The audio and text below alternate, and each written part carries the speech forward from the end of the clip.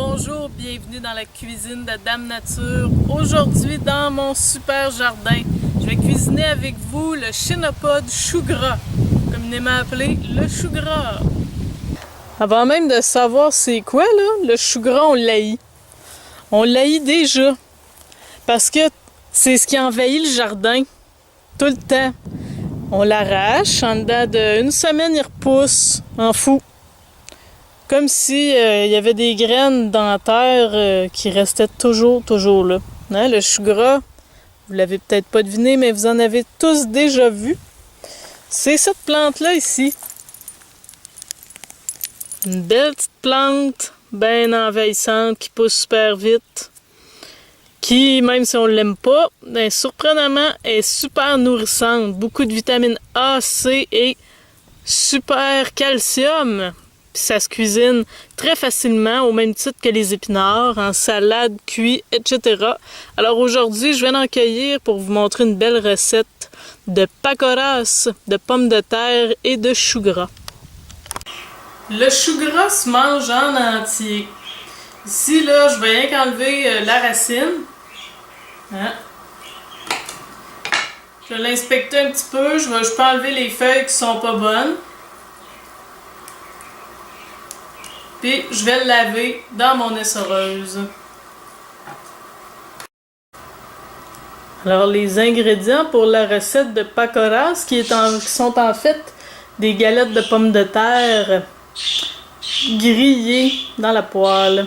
Alors j'ai besoin de chou gras, de carottes, de pommes de terre, un petit peu de poudre à pâte, de la menthe fraîche, des gousses d'ail, des oignons, de la farine de pois chiche ou de la farine sans gluten, tout simplement. Ça peut être aussi de la farine de blé, bien ordinaire, mais la farine sans gluten et de pois chiche va donner plus de protéines. Pour les épices, j'ai besoin de curcuma, de garam masala, de cumin et de piment fort. Alors ici, dans mon moulin à café, c'est sûr que là, j'en ai qui sont déjà en poudre, mais c'est pas grave. Je mets tout ensemble. Je vais me faire mon petit mélange d'épices.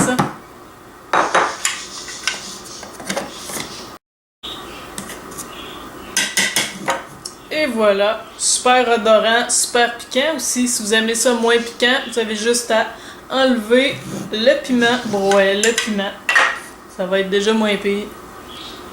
Une fois que j'ai épluché mes légumes, je vais les passer au robot pour les râper avec la lame sur le dessus. Là. Je veux qu'ils soient râpés grossièrement, donc ça va être parfait comme ça. Vous pouvez le faire à la main aussi. C'est à votre goût.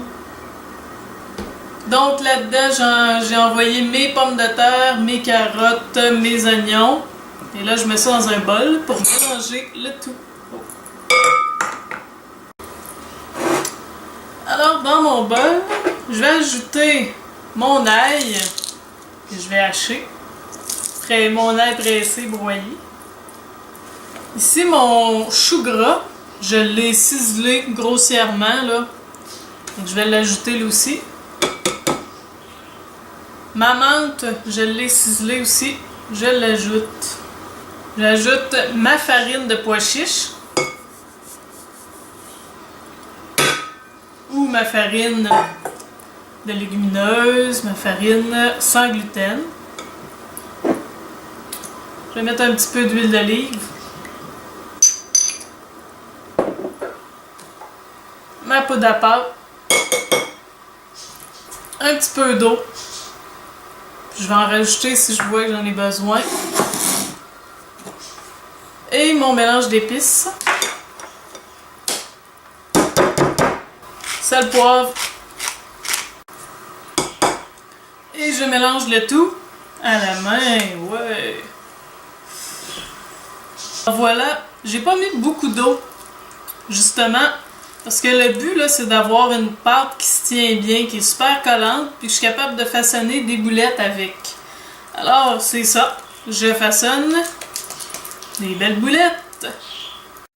Quand mes boulettes sont faites, je vais les faire dorer dans l'huile d'olive de chaque côté.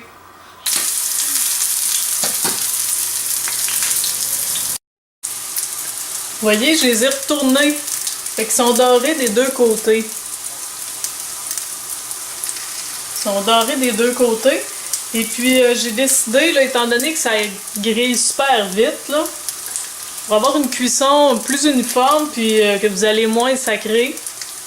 Alors, je vais les finir au four une fois qu'ils sont dorés des deux côtés. J'ai préchauffé mon four à 350. Et là, je vais les mettre dans une plaque de cuisson.